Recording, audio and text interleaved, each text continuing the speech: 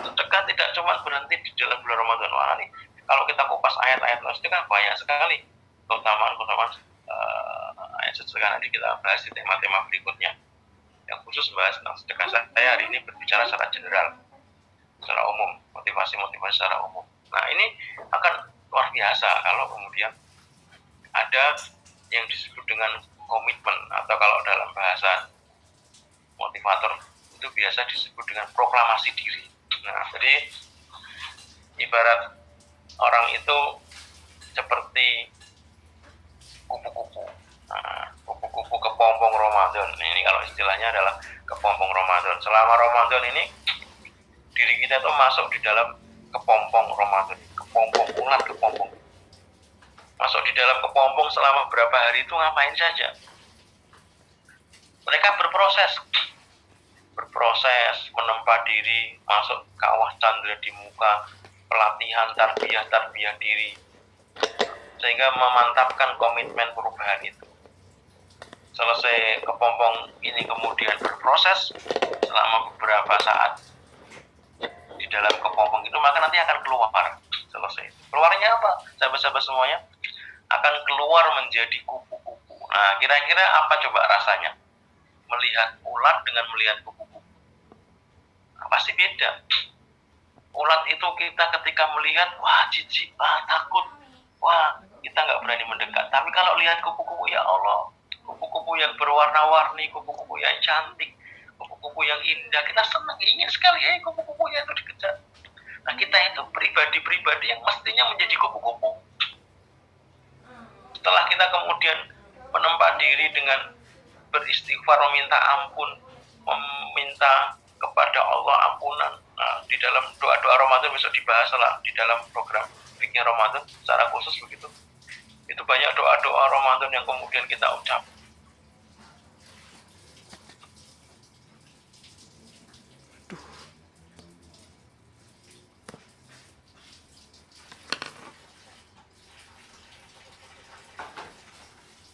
Kok ente?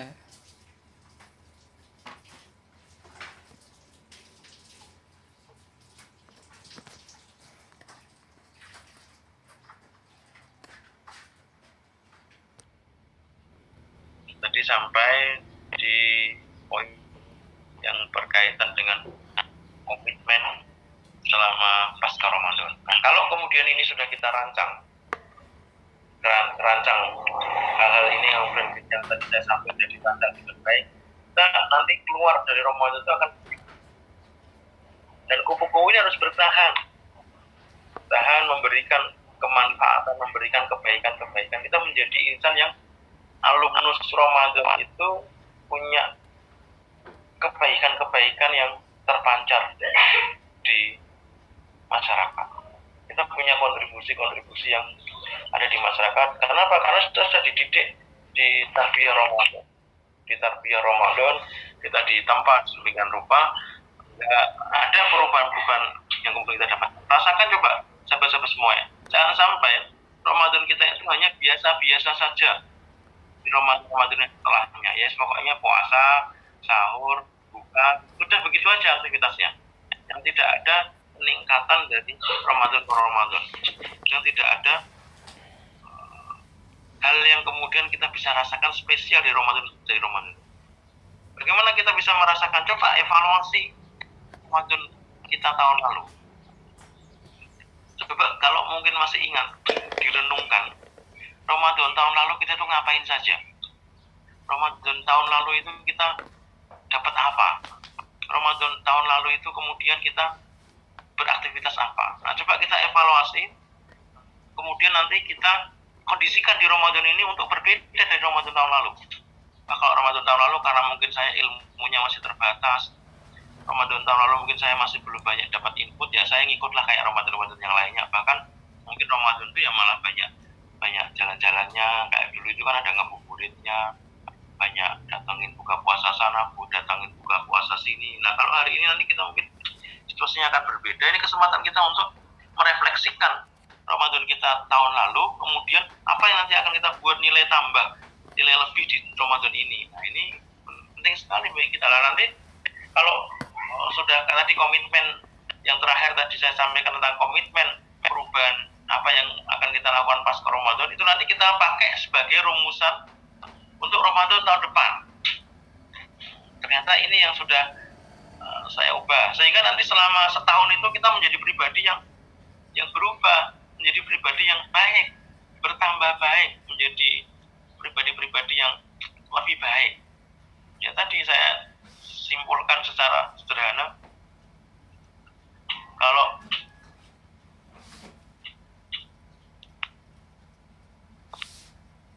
mati ini. Bisa tak? Masih bisa tak? Suaranya masih kedengeran. Monggo. Udah? Bisa? Ya memang kayak gini ya. Saya putus-putus ya. Masih terdengar tak? Lancar dari sini.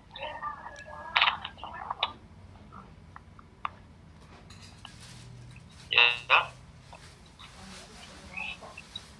Nah, hadirin dirahmati Allah Subhanahu wa taala, oleh sebab itu mari kita persiapkan Ramadan dengan baik, kita siapkan Ramadan dengan penuh persiapan sehingga kita bisa mengkondisikan diri kita, mengkondisikan hati kita untuk bisa masuk bulan Ramadan dengan benar-benar penuh persiapan. Nah, ini apabila dirahmati Allah Subhanahu wa taala, tips-tips yang kemudian bisa kita laksanakan selama kita akan masuk bulan Ramadan. Yang penting semangatnya dijaga. Yang penting dengan apa kita menjaga semangat dan spirit Ramadan itu? Tentunya dengan ilmu. Nah, besok akan dibahas secara lebih detail tentang fikih-fikih Ramadan itu, sehingga lebih paham. Karena sesuatu yang kita ilmui itu akan memberikan motivasi terhadap diri kita untuk melaksanakan satu amal. Orang itu lemah dalam amal bisa disebabkan karena dia tidak memahami hakikat dari kebaikan-kebaikan sebuah amal tersebut. Misalkan tadi, orang kalau mengilmui tentang Ramadan dengan benar, dia memahami fikih Ramadan dengan benar, dia memahami keutamaan dengan benar,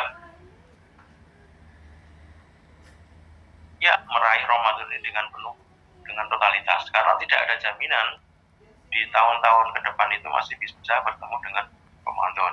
Sehingga kita akan memaksimalkan diri kita untuk masuk bulan Ramadan. Maka pelajarilah ilmu tentang Ramadan itu, segala keutamaan apa kita raih sedekah, kita baca ilmunya tentang keutamaan sedekah, kita baca tentang sholat berjamaah dan keutamaan sholat berjamaah, kita baca tentang qiyamul lail dan keutamaan qiyamul lail.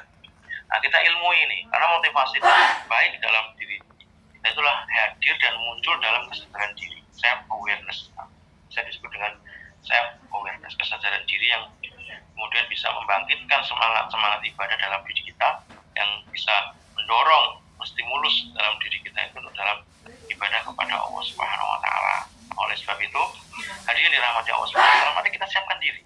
Kita siapkan hati, kita siapkan pikiran kita siapkan segala modal yang kita bisa miliki, kita siapkan uang kita siapkan ilmu kita untuk menyambut bulan suci Ramadan. Masih belum terlambat. Ini kita masih tinggal beberapa hari lagi, hari Kamis. Insya Allah kita akan sudah mulai sholat tarawih. Sehingga start kita mulai tarawih itulah kemudian kita mulai menjadi insan yang dimasukkan di dalam tarbiyah Allah Subhanahu wa taala di dalam Ramadan. Maka jangan sampai atau kata hadis Nabi itu as-shaumu junnah, maka puasa ini adalah perisai. Nah, kalau kita jadikan sebagai perisai dalam diri kita untuk menghadap Allah Subhanahu wa taala. Belum lagi nanti Allah memberikan surga ar-royan, pintu-pintu bagi orang-orang yang berpuasa. Jadi nanti silakan dikaji secara dalam tentang fikih di saat puasa ini, tentang keutamaan ini, sehingga orang atau kita nanti akan dorongan-dorongan yang maksimalkan ibadah kita di dalam bulan Ramadan. Jangan sampai kemudian bulan Ramadan itu berlalu begitu saja, tidak ada perubahan amal yang kita lakukan, tidak ada penambahan kapasitas timbangan beratnya timbangan kita di akhirat, maka itu kita akan menjadi Sebagaimana sabda Nabi, banyak orang kami soimin al-ju' wal atas. Banyak orang-orang yang berpuasa, berapa banyak orang-orang yang berpuasa, tapi yang didapatkan hanya lapar dan dahaga saja. Artinya apa? Secara fisikalinya, secara lahiriahnya dia yang nggak makan, nggak minum, ikut buka, ikut sahur. Tetapi oleh Nabi katakan dia nggak dapat apa-apa itu. Dapatnya hanya lapar dan dahaga. Betapa ruginya kita.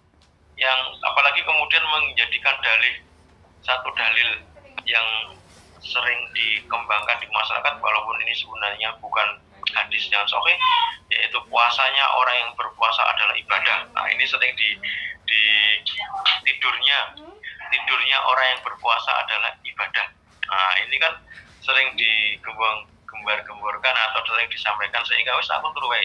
Kecuali kalau posisinya adalah saya tidur karena mencegah untuk berbuat maksiat, nah itu tidur yang beribadah. Tapi apakah selama Ramadan kita akan jadikan bulan ini untuk tidur saja?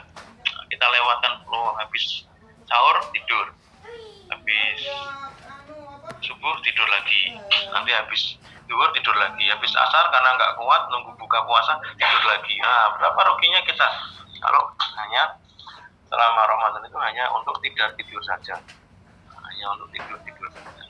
Maka jangan sampai kita sama tadi yang disampaikan Nabi, hanya mendapatkan lapar dan dahaga. Hadis ini muncul berarti secara aspek kita berpikir, berarti memang banyak orang-orang yang berpuasa, ya dia puasa, fisiknya saja yang puasa, tidak kelihatannya tidak makan, tidak minum, dari pagi ya ikut sahur, ya pas waktunya buka juga ikut buka puasa, tapi tidak mendapatkan kebaikan-kebaikan yang banyak yang telah Allah sajikan selama bulan suci Ramadan. Maka kita dengan belajar fikih, dengan kita belajar ilmu berkaitan dengan Ramadan, maka ini akan menjadikan kita itu bisa sebaik-baik program yang kemudian bisa kita laksanakan. Harapannya tidak hanya berlalu begitu saja lah Ramadan ini. Pokoknya ikut terawih ya terawih, kalau capek ya nggak usah terawih. Bahkan Ramadan itu ada yang terawihnya hanya dapatnya 2 minggu saja di awal, yang berikutnya sudah nggak terawih, atau 1 minggu banyak yang nggak terawihnya. Nah, ini kan sayang sekali, hanya melewatkan bulan suci Ramadan yang oleh Allah Subhanahu Wa Taala sudah dikondisikan, sudah disiapkan. Belum lagi nanti aspek-aspek yang lain yang bisa kita dapatkan dari aspek psikis, dari aspek kesehatan. Sudah banyak lah yang kemudian kalau kita kaji ini, maka ibaratnya para sahabat itu, ya Allah, kalau mereka itu tahu tentang keutamaan Ramadan, niscaya mereka akan meminta setiap bulan itu Ramadan. Masya Allah. Kenapa? Karena keutamaan Ramadan tidak diberikan di bulan-bulan yang lain di luar Ramadan. Lailatul Qadar apalagi yang Allah katakan itu lebih baik daripada 1000 bulan. Nah, bayangkan itu tidak hanya di akhir-akhir ganjil saja. Untuk meraih Lailatul Qadar harus diawali dari puasa hari pertama itu. Kadang-kadang Lailatul Qadar nanti di akhir Ramadan. Di awal Ramadannya dia tenang-tenang, nggak pernah sholat tarawih, nggak pernah tahajud, tapi tiba-tiba di 10 hari terakhir nanti saya naik gas sholat tahajud terus. Nggak bisa begitu. Maka 10 hari Ramadan yang oleh Allah berikan tidak hanya di akhir Ramadan saja, tapi itu dimulai dari awal Ramadan. Startnya itu dimulai awal Ramadan. Ini dimulainya itu dari awal Ramadan. Sehingga tidak hanya keutamaan Ramadan itu hanya 10 hari terakhir saja. Memang di situ Allah menyampaikan ada Lailatul Qadar sebagaimana sabda-sabda muncul di awal-awal, di akhir Ramadan, di hari-hari ganjil itu ada sabdanya, tapi tidak juga ada yang berani memastikan kapan Lailatul Qadar itu. Karena dibikin oleh Allah Subhanahu Wa Taala itu menjadi penyemangat dan motivasi bahwa satu malam itu kita mendapatkan kebaikan 1000 bulan. Berapa 1000 bulan itu? 83 tahun. Dan itu bisa didapatkan dari mana? Dari awal Ramadan. Coba kalau kita sudah meniatkan, ya Allah saya kepingin dapat Lailatul Qadar, kita mulai dari awal Ramadan. Sehingga motivasi kita akan lebih kuat. Dorongan ibadah kita akan lebih dahsyat. Karena kita sudah mulai ada keutamaan yang lebih daripada 1000 bulan itu sudah kita rancang, kita raih mulai dari awal Ramadan. Nah, awal Ramadan tidak mau sia-sia nih, Ramadan ini enggak. Awal Ramadan mulai itu tidak boleh ada yang sia-sia, enggak boleh ada yang tidak berguna. Terus ini kita upayakan. Nah, sehingga betul-betul nanti Ramadan ini jadi Ramadan yang luar biasa.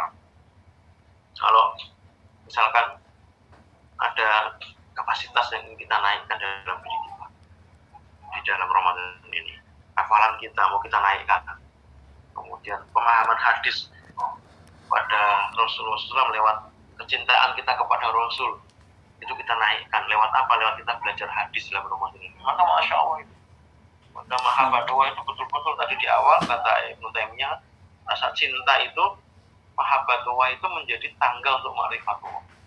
Maka Ramadan ini menjadi tangga untuk ma'rifatullah. Semakin kita kenal Allah dengan cara apa? Semakin kita mendasari ibadah kita dengan cinta. Maka di penghujung pertemuan pada kesempatan pagi hari ini, silahkan dicermati baik-baik, direnungkan baik-baik dalam jiwa dan dalam hati kita. Dengan cinta kita beribadah, dengan cinta itu kita menghadap Allah, dengan cinta kita melaksanakan aktivitas Ramadan ini. Insya Allah kalau semua didasari dengan cinta, maka kita bangun subuh juga ringan, sahur itu juga ringan. Apalagi kita mau sahur, kita tahu besok secara fikih akan dibahas keutamaan sahur apa, kemudian keutamaan buka puasa itu apa, ada doa yang mustajabah di situ. Maka kita target setiap hari dalam Ramadan ketika berbuka, ini saya harus baca doa apa nih. Maka kita kumpulkan doa-doa di dalam Al-Quran, karena kan urutan doa yang pertama adalah Quran di dalam Al-Quran, kemudian baru doa di dalam hadis, baru doa redaksi kita sendiri. Ini akan penting progresnya ini.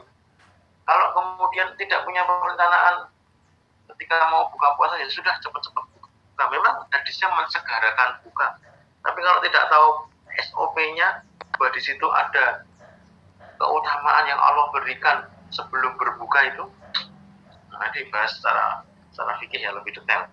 Maka kalau kita tahu keutamaannya tentang berbuka puasa, bahwa di situ ada doa yang mustajabah, maka kita sudah merancang kalau kita punya doa-doa di dalam Al-Quran. Hari ini saya baca doa ini sebelum berbuka, besok saya akan baca doa ini sebelum berbuka. Banyak apa yang kemudian aspek yang kita naikkan. Mohon maaf, tidak ya sekedar aspek-aspek material, tapi juga aspek-aspek spiritual, aspek tentang kesabaran, aspek tentang keimanan, aspek tentang keikhlasan, aspek tentang keteguhan hati, aspek tentang keistiqomahan. Ini kan aspek-aspek spiritual. Mungkin kalau aspek-aspek material apa? Kita mungkin ada yang punya pengin rumah, pengin pekerjaan, pengin mobil, atau pengin istri yang belum menikah, misalkan. Nah, itu bisa dimunajatkan di dalam Ramadan sebelum kita berbuka puasa. Di samping di saat-saat yang lain, di sepertiga malam dan di waktu-waktu mustajabah. Nah, ini kalau kita pahami secara fikih, di kajian selanjutnya, kalau kita secara fikih kita paham, maka kita akan lebih punya kekuatan mahabbah untuk menghadapi Ramadan itu. Karena mahabbah itu diawali dari kenal. Kita ingin mencintai Allah, pasti kita syaratnya adalah kita ingin mengenal Allah dulu. Kita mengenal Allah, karena semakin kita mengenal Allah, maka semakin mahabbah kita kepada Allah. Semakin kita mengenal Ramadan dan keutamaannya, maka semakin cinta kita dengan Ramadan. Semakin kita rindu dengan Ramadan, semakin kita asik dengan Ramadan. Kenapa? Karena kita tahu, kenal apa keutamaannya, apa keunggulannya, apa yang diberikan oleh Allah, bonus-bonus. Maka kita semakin tahu, semakin cinta. Bagaimana orang itu kan juga sama. Kalau orang itu semakin cinta, itu pasti semakin mengenal, semakin mencintai. Ini mahabbah menjadi dasar motivasi dalam diri kita yang kuat di dalam kita menghadapi bulan suci Ramadan. Silakan apabila ada pertanyaan. Kalau tidak ada, terima kasih. Jazakallah, Tat. Saya mau tanya, Tat. Ini kan kondisinya seperti ini, Tat. Ramadan yang berat dalam tanda kutip, ditambah lagi kondisi kita di rumah, berarti kan nggak ketemu masjid, nggak ketemu jamaah, kan beratnya bisa dibilang, kalau saya bilang beratnya 2 kali lipat, Tat, Ramadan. tahun ini Ramadannya lebih berat dari tahun sebelumnya. Bagaimana? Ya, baik. Maka tadi saya sampaikan, kegiatan kita hari ini Ramadan akan berbeda sedikit dengan Ramadan sebelumnya. Kenapa? Karena kita banyak di rumah, kita tidak di masjid yang ramai, yang banyak orang. Maka tadi kita membentuk sistem sendiri di dalam lingkungan itu untuk memperkuat. Kita lihat misalkan, ingat kisahnya Al-Ghazali. Al-Ghazali itu bisa hadir di tengah-tengah kita, satu kitab yang fenomenal, Ihya Ulumuddin. Itu justru ketika Al-Ghazali itu tidak berada di dalam keramaian. Ya, Al-Ghazali itu dulu pergi ke suatu tempat, kalau dalam bahasa sofistik disebut dengan uzlah, menghindari keramaian dan hiruk pikuk kehidupan di masyarakat masa itu. Dia melakukan ibadah di situ, melakukan perenungan di situ. Maka akhirnya apa, hasil perenungan itu kemudian menghasilkan kitab Ihya Ulumuddin yang fenomenal itu. Sehingga ini justru juga bisa kita jadikan momentum. Tadi kembali ke awal, kalau pikiran kita itu sudah merasa berat, kalau pikiran kita sudah merasa susah, maka kita juga akan mempengaruhi sistem dalam tubuh kita. Wah, berat. Bisa nggak kita kemudian menghadirkan rasa cinta walaupun kita sholat di rumah bersama keluarga? Bisa nggak kita kemudian menghasilkan rasa bahagia walaupun kita tidak di masjid hari ini? Tapi kalau sudah rasa kita itu wah berat, wah ini susah, ini kan berarti mindset kita yang kemudian perlu kita ubah, kita perbaiki. Karena itu menjadi dasar awal. Kalau mindset kita sudah wah Ramadan di rumah ini susah, Ramadan di rumah itu capek, Ramadan di rumah itu bosan, Ramadan di rumah itu nggak enak. Lah itu nanti semua akan mempengaruhi sistem kita, dalam tubuh kita akan berpengaruh. Tapi kalau kita balik semuanya, wah Ramadan di rumah ternyata enak ya, kita bersama dengan keluarga ini sesuatu yang jarang kita dapatkan. Wah Ramadan di rumah itu ternyata enak ya. Kenapa? Selama berapa puluh tahun kita tidak pernah merasakan situasi ini. Nah ini akan menjadi penyemangat kita. Jadi motivasi kita ketika kemudian kita masuk di dalam bulan. Maka penting tadi yang di awal saya sampaikan, bagaimana pikiran-pikiran itu akan mempengaruhi apa yang kemudian kita lakukan menghadapi bulan Ramadan ini. Begitu. Baik, sepertinya tidak ada yang bertanya, Tat. Maaf karena tadi pembukaannya itu tidak masuk suaranya. Tadi tiba-tiba langsung ke materi, tapi nggak apa-apa, ini saya rekam, insya Allah nanti masuk ke channelnya Ramadan dari Rumah Haji, insya Allah. Baik, terima kasih Ustadz Gandhi atas waktunya, dan terima kasih teman-teman yang dengerin langsung dari aplikasi Zoom. Sudah mungkin kajian yang pertama ini, nanti teman-teman yang hadir bisa menyatat apa ya tadi yang dikatakan oleh Ustadz Gandhi. Notulensinya bisa dikirim ke grup atau ke fasilnya teman-teman. Ya, nanti jadi poin plus untuk teman-teman sendiri. Oke, dari Ustadz Gandhi boleh penutupan dulu, baru nanti saya. Ustadz? Baik, terima kasih. Assalamualaikum warahmatullahi wabarakatuh. Waalaikumsalam warahmatullahi wabarakatuh. Oke teman-teman yang di sini, jangan lupa besok pagi ada kajian fikih, lusa ada kajian tentang gimana strateginya step by stepnya untuk targeting. Oke, terima kasih. Assalamualaikum warahmatullahi wabarakatuh.